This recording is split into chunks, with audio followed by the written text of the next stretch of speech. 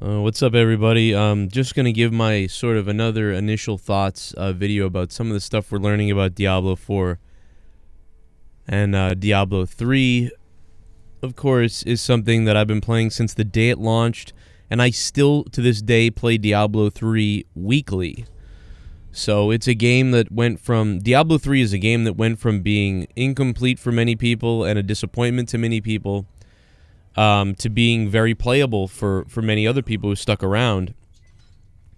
I enjoyed all aspects of Diablo 3, every iteration of it, from the auction house to the way it is now. There's things wrong with it. It certainly doesn't quite look like Diablo, the Diablo that we all thought we were going to get. I'm used to it now, I gotta say. I hear from many people that they're still not used to it and that they can't believe what it looks like.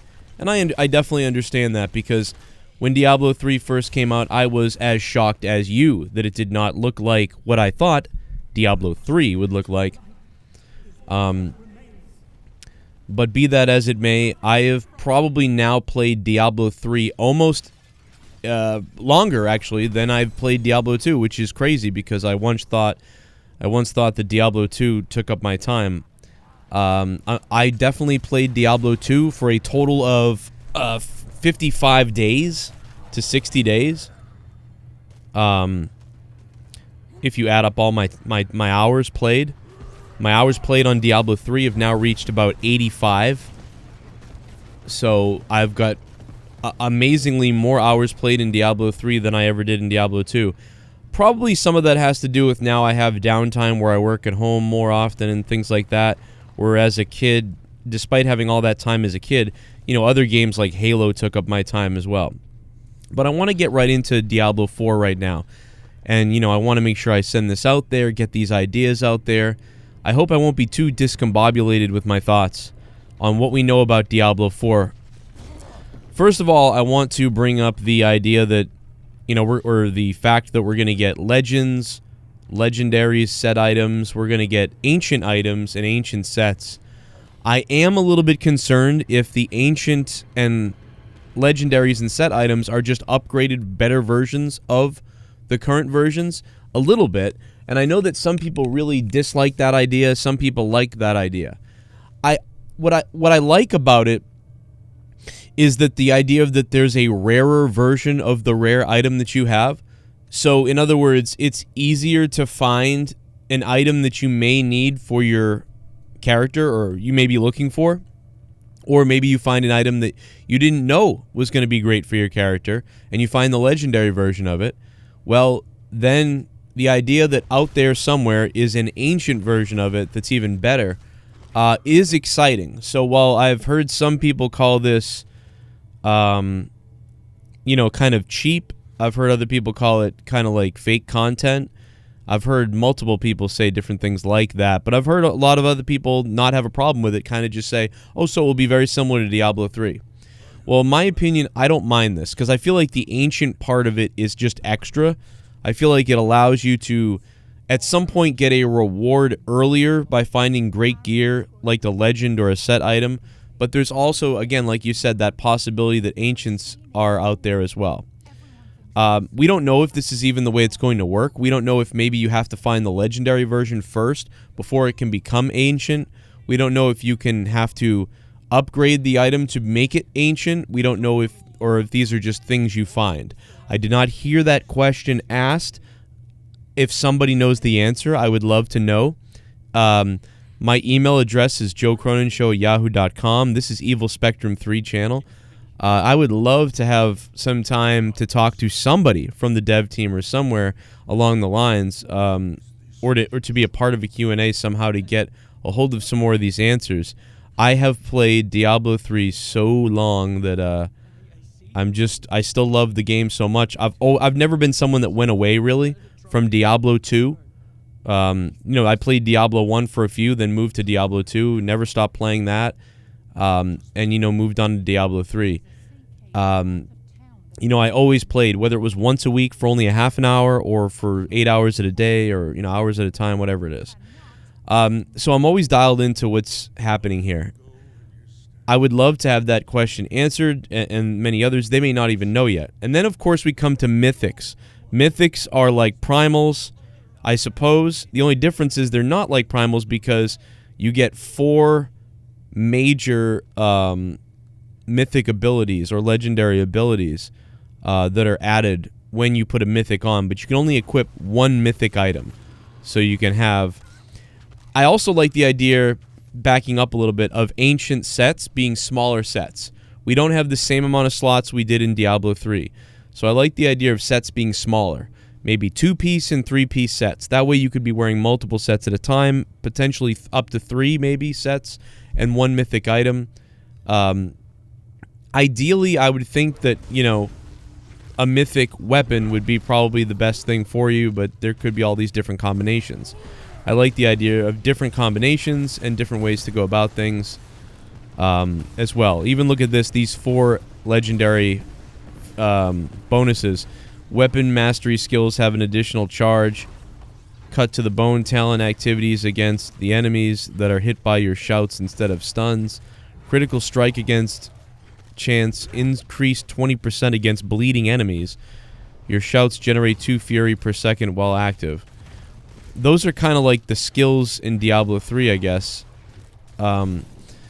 And I like the idea that they're kind of going with every route. There's these runes, there's a talent tree, there's these skill levels, there's items.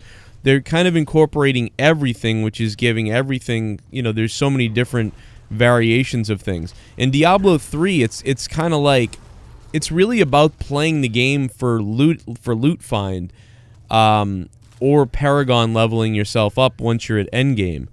Because pretty much all of the major and main builds are already made for you.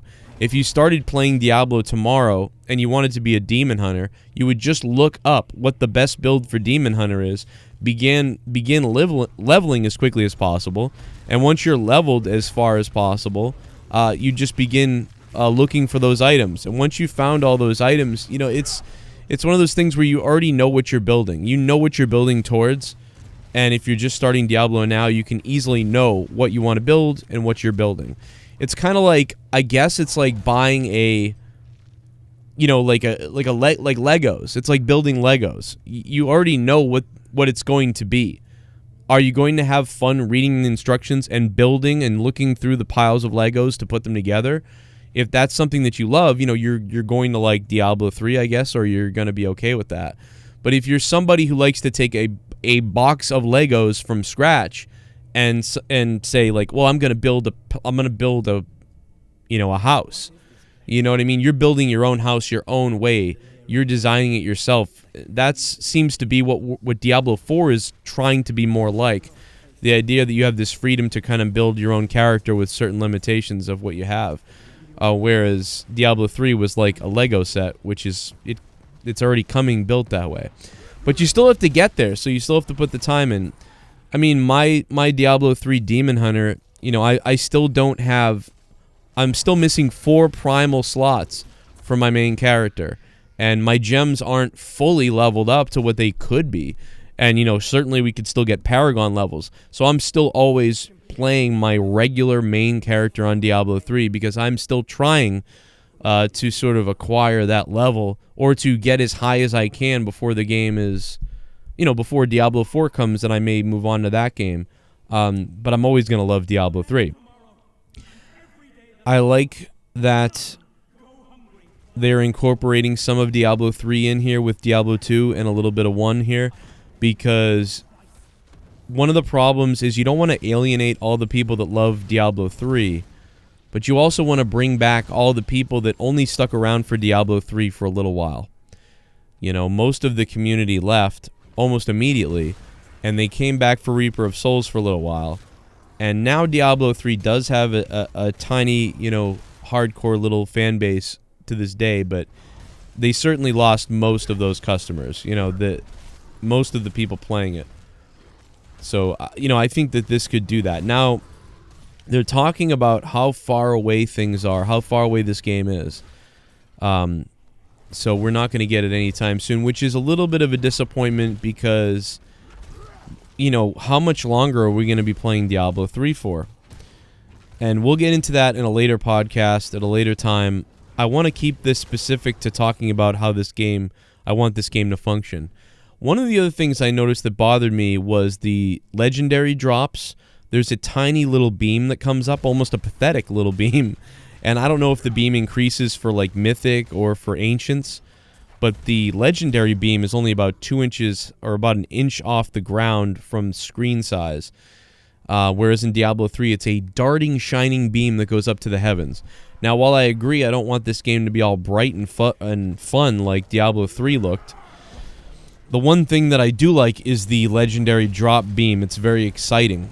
I would almost be in favor of a little explosion or sparkle happening that's a dark mist, a dark red mist potentially, or dark orange mist or green mist that kind of shoots out as the legendary item drops. Now, that could be ridiculous, and I know that that's kind of weird. Most people probably don't care about that.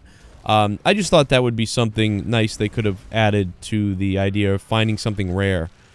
I thought the legendary drop, see, as you can see on the screen right now, it's just a tiny little shine. But I wish there was, I'd like it to be more prominent. Like that blue glow you just saw, and then the item beams. I don't know, that's just a visual thing from me. Hopefully Blizzard can add that. It's totally a small thing that most people don't care about probably, but I kind of do. I see the skills right there on your screen. There's the talents in the talent tree. I'm not a big fan of talents trees too much because one of the things I don't like about games is when you have a character and you start choosing pathways for it, and then you decide later on that you don't like a decision you made days before, and it's too late.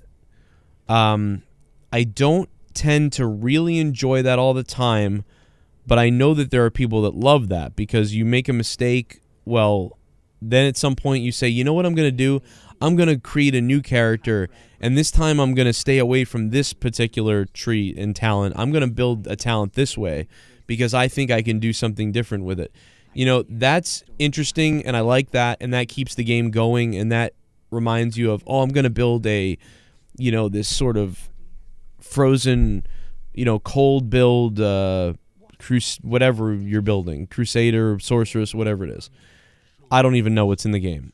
And so, like, I get that, and I think that that's cool, but that does worry me a little bit. The one thing I do like about Diablo 3 is that you can always adjust your character at any point. You can be like, all right, I'm taking this off, I'm putting this in. Oh, I want to change my Paragon points. I can reset those and redo them. You can just always tweak your character. The problem with that is everybody being able to tweak their character and always change to anything is what gets you, you know, sites that tell you, here's the top build, here's the best build you can have, there's no other option. I mean, yeah, you can build something else if you want and try to, you know what I mean, have fun with it or whatever, but why, in the end, you just kind of see that as like, why would I do that? You know, why would I end up doing that? You know, the only way you could be successful with a character with a strange skill base or build would be if you super leveled like your Paragon points somehow to like 50,000 Paragon, and you were at 50,000 to 100,000 Paragon, and you had some weird build, and I guess you could put the Paragon points to make up for it, but nobody would ever do that. Nobody will ever get to that unless they cheat, and you know, it's just not going to happen. So this will allow for more playability, more creation.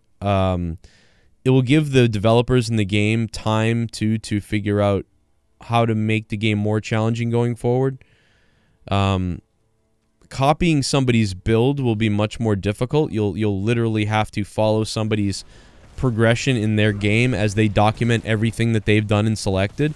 So I suppose you could see things like that where somebody is saying, you know, once you level to level 20, you want to select this talent to go this path and to do this thing.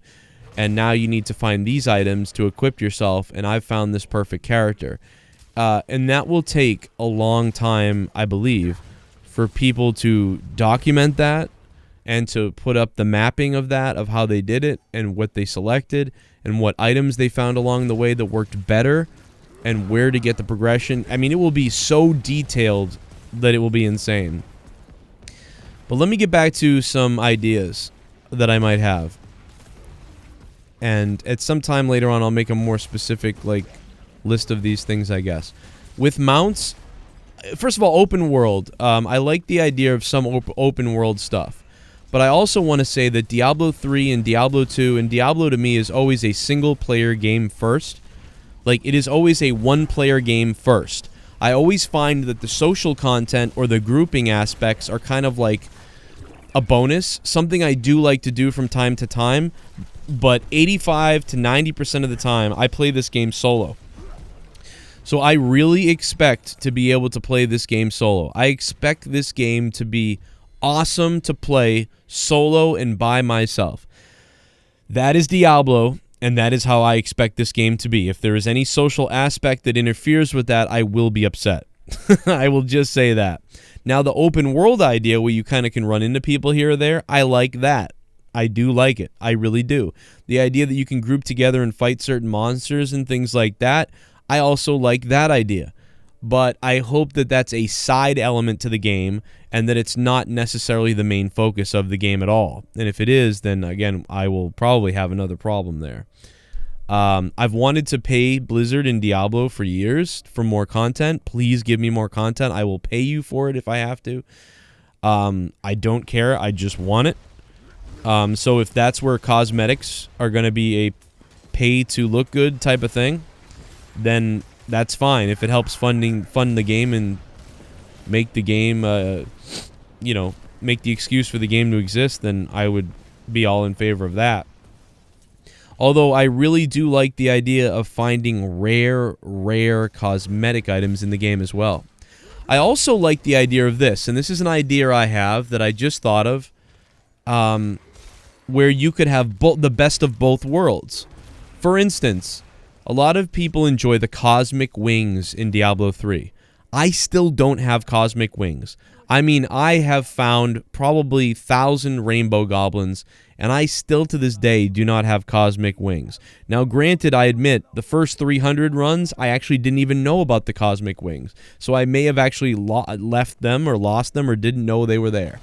But to this day, 2019, I still do not have cosmic wings, despite looking for them desperately.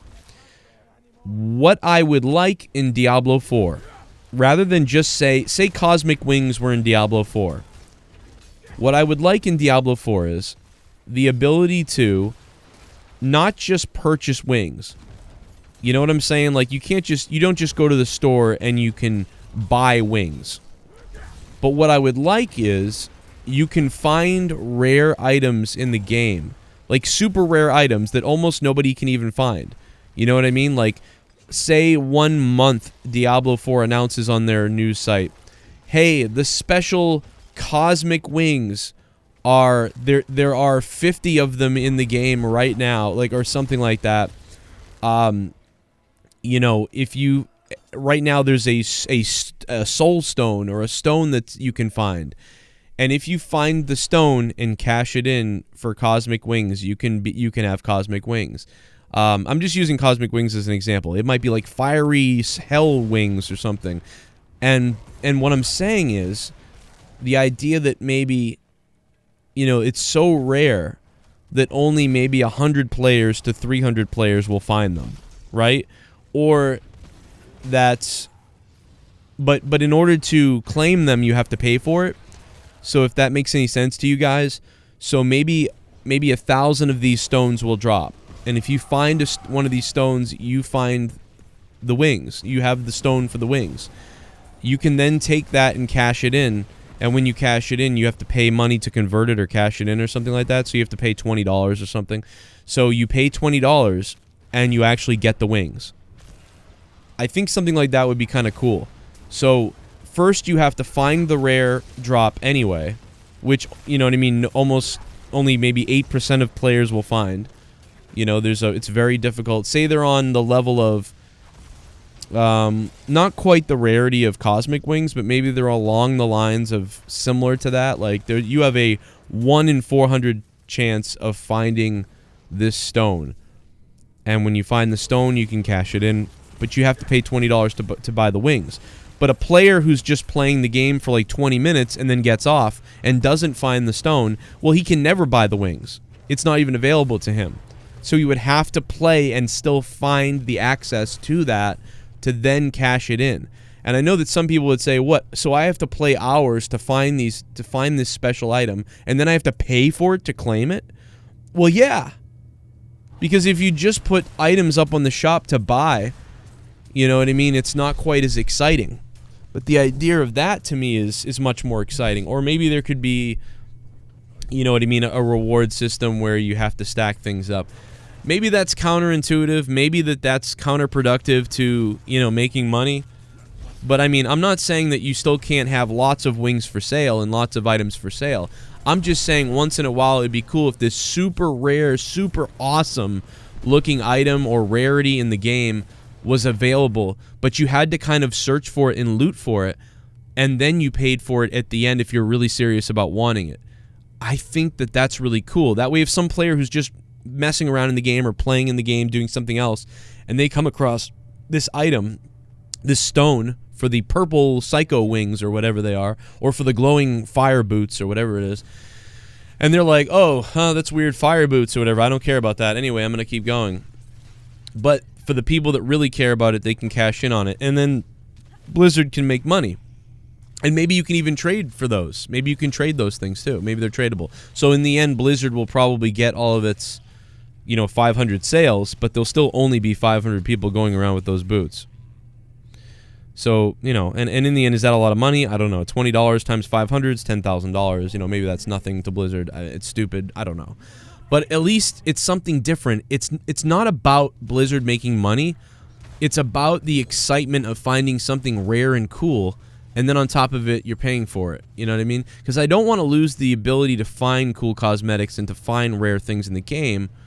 But then that way Blizzard wouldn't lose out on the monetary whatever the hell. But they could still have tons of things that are for sale for everybody that you don't need to find in the game that are just for sale. So I'm game for that too. But anyway, let me know what you think about that idea down below. This was I would say part 1 of my Diablo 4 speculation and suggestions and ideas, whatever you want to call this podcast. I'm Evil Spectrum 3. What do you guys think? Leave it in the comments down below. I will be back with more. I'm going to talk about mounts, some more of the open world stuff, co-op stuff, the idea of stats. I really like stats in games. I don't like the convoluted stats from the last game, from Diablo 3, where, you know, you really couldn't figure out what damage you were doing at a certain level unless you did this insane mathematics and conversions, and you had these pre-established Excel spreadsheets. I mean, it was just crazy to try to convert and figure out what type of damage you were doing. But I like the idea of stats you can see and you can quantify with a calculator while you're looking at your player. But I didn't like the level of difficulty that it went through in Diablo 3. It was so weird.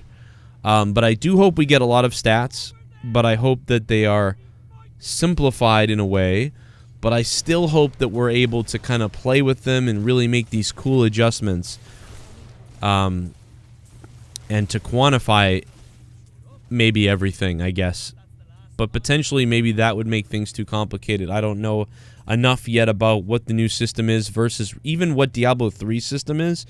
Even to this day, when I would see really good Diablo 3 players who are very smart with numbers and math and conversions and things, when they would talk about how, you know, your damage is dealt and how it's defined, that would even fly over my head. So to this day, I'm still not 100% sure on how some of the damage is working in Diablo 3. So I suppose that's a problem. I would consider, you know, myself a mediocre player. I play a lot of Diablo 3, but I'm a slow learner when it comes to a lot of things. Even though I love video games, there's other people that pick it up much quicker. I've helped people in Diablo 3 certainly over the years, but I've also been helped quite a bit as well. That's why a game like Path of Exile for me is just too much. I get anxiety thinking about Path of Exile, and it intimidates me as a player. So I know that trying to find the balance for these games is difficult. I think that these games are geared towards somebody who's a little bit smarter than the average bear, But I think that a lot of people like to play these games who maybe aren't at that prepared for that level, that complication, those calculations. And like myself, like I said, I basically don't really play Path of Exile anymore because of that. It's just too much for me. But I do appreciate the depth and the way that Path of Exile works for people to be able to quantify these things and do these, the talent trees and the way that the game works is very fun for like theory crafting or, you know, coming up with all these builds, and it's really intense. It really is, and I think a lot of people are obsessed with it and they love it. But for me, it's just too much at this time in my life. If I wanted to end my life and live in a basement forever, I could do that. And I'm not saying that's what Path of Exile players do. I'm saying that my brain, I am just not smart enough for the game. It would take me 9 hours to do something that it would take a pretty decent Path of Exile player maybe 1 hour to do. So because I feel that the game makes me feel dumb, is what I'm trying to say. So I think Diablo 4 has to be a game that appeals to people who, you know, want to just play casually, but it also has to appeal to us intense players and hardcore players, and I do want to play it that way. I play Diablo 3, like, I'm obsessed with Diablo 3 still to this day, and we're talking about 8 years later. My efficiency playing Diablo 3, not good. Other people probably did things in Diablo 3 years ahead of me. But I'm not afraid to admit that and to say that, because I'm still learning, I feel like, when it comes to Diablo 3. Meanwhile, there are many other people who feel like, what in the world are you still learning about Diablo 3? But that's just the way I am, guys. What do you think? Leave it in the comments down below. What type of player are you? What type of suggestions do you have? I hope to do more of these in the future. Like I said, this is part 1, and we'll see you next time in part 2.